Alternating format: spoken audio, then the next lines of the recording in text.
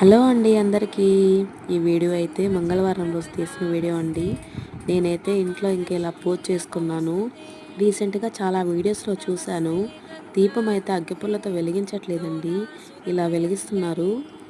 Reason అయితే నాకేంటో తెలియదు, కానీ నేను కూడా ఇలా వెలిగించేశాను.